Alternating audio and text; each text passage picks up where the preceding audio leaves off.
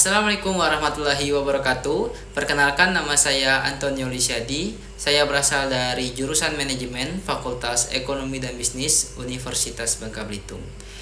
Jadi pada kesempatan ini saya akan menjelaskan ataupun mempresentasikan PPT untuk memenuhi tugas dari mata kuliah Komunikasi Bisnis dengan dosen pengampu Bu Indah Novianti, SCMM.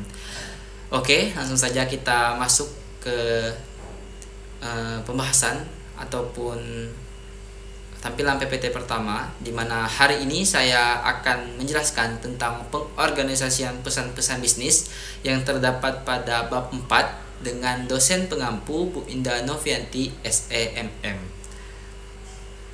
Hari ini saya mempunyai 3 pokok pembahasan, di mana yang pertama adalah pentingnya pengorganisasian, yang kedua adalah hal yang menyebabkan pesan tidak terorganisasi, dan yang terakhir adalah pengorganisasian pesan melalui outline. Oke, yang pertama kita akan membahas tentang pentingnya pengorganisasian. Pengorganisasian pesan bisnis yang sudah berjalan dengan baik dan benar akan memudahkan komunikator untuk menyampaikan tujuan pesan yang ditujukan kepada audiens, sehingga maksud dari komunikator ataupun tujuan dari komunikator untuk menjalin sebuah kerjasama bisa tercapai dengan baik kepada audiens. Oke, selanjutnya saya akan menjelaskan maksud ataupun definisi dari pengorganisasian dan pesan bisnis. Yang pertama adalah pengorganisasian. Pengorganisasian adalah proses, cara, perbuatan untuk mengorganisasi hal-hal dengan harapan hal-hal tersebut berjalan dan menghasilkan output sesuai yang kita inginkan. Dan yang kedua ataupun selanjutnya adalah pesan bisnis. Pesan bisnis adalah satu pesan atau surat yang digunakan untuk menyampaikan informasi mengenai penyelenggaraan kegiatan bisnis baik secara tertulis maupun tidak tertulis dari pengirim kepada penerima, bisa perseorangan maupun organisasi. Jadi teman-teman, bisa kita simpulkan bersama bahwa pengorganisasian pesan bisnis adalah penyusunan kata, kalimat, dan paragraf yang akan dipakai dalam pesan bisnis agar tujuan yang kita inginkan dapat tersampaikan dan diterima oleh audiens. Selanjutnya saya akan menjelaskan tentang manfaat pengorganisasian pesan bisnis.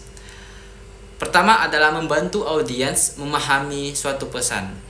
Jadi teman-teman, jikalau pesan bisnis yang kita buat sudah berjalan dengan baik dan kita buat dengan secara benar, maka hal tersebut akan membantu audiens untuk memahami maksud ataupun tujuan dari pesan yang kita buat. Yang kedua adalah membantu audiens menerima suatu pesan. Jadi pada poin kedua ini teman-teman tidak jauh berbeda dengan poin pertama, di mana pada pesan bisnis yang sudah tepat kita akan membantu audiens untuk menerima suatu pesan. Jadi audiens lebih mudah memahami tujuan apa yang kita inginkan dari pesan bisnis yang kita buat, sehingga bisa terjadinya kesepakatan antara kita sebagai komunikator dan audiens sebagai pembaca ataupun pendengar. Ketiga adalah menghemat waktu. Jadi pada pesan bisnis yang sudah dibuat dengan benar, kita akan menghemat waktu, di mana audiens akan cepat memahami sehingga tidak terjadi lagi kesalahpahaman ataupun membuat audiens merasa tidak paham dan mencegah pertanyaan-pertanyaan yang akan menghabiskan waktu. Keempat adalah mempermudah pekerjaan komunikator. Pada poin keempat ini teman-teman tidak jauh berbeda dengan poin ketiga, di mana jikalau pesan bisnis setelah ataupun sudah kita buat dengan benar, maka akan mempermudah pekerjaan komunikator, di mana tidak akan ada lagi pengulangan ataupun pertanyaan-pertanyaan tidak perlu dari audiens yang diajukan kepada komunikator. Selanjutnya adalah hal yang perlu diperhatikan dalam mengorganisasi pesan bisnis. Ada 4 poin teman-teman. Yang pertama adalah subjek dan tujuan harus jelas.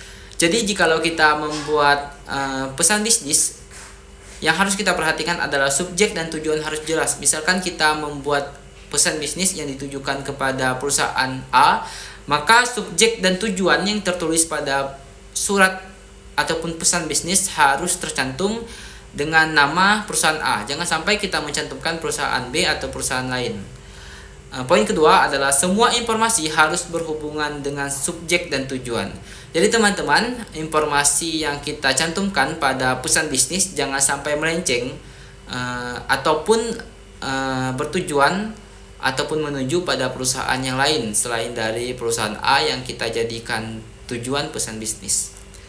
Yang ketiga adalah ide-ide harus dikelompokkan dan disajikan dengan cara yang logis.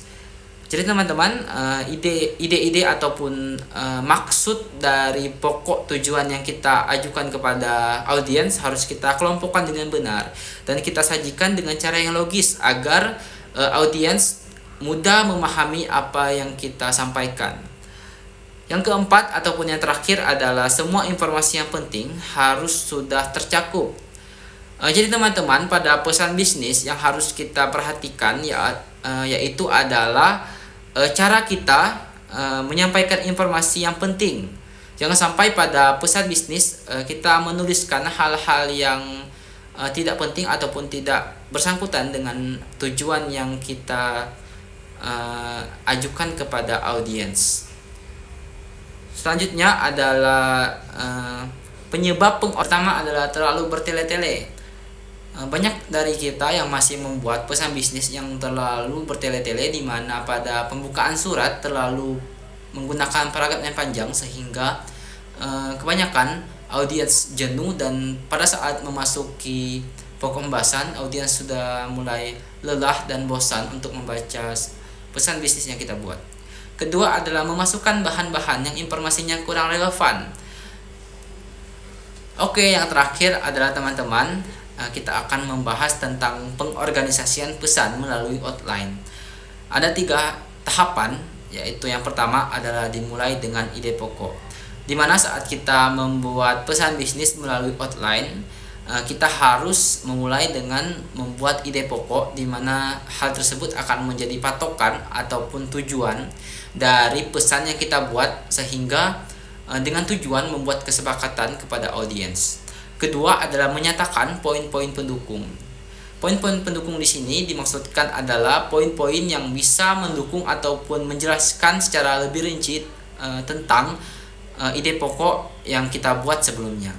Dan yang terakhir adalah mengilustrasikan dengan bukti-bukti, di mana kita telah menjelaskan ide pokok, selanjutnya kita menambahkan poin pendukung dan kita mengilustrasikan dengan bukti-bukti sehingga bisa meyakinkan audiens untuk mencapai kesepakatan dengan kita sebagai komunikator.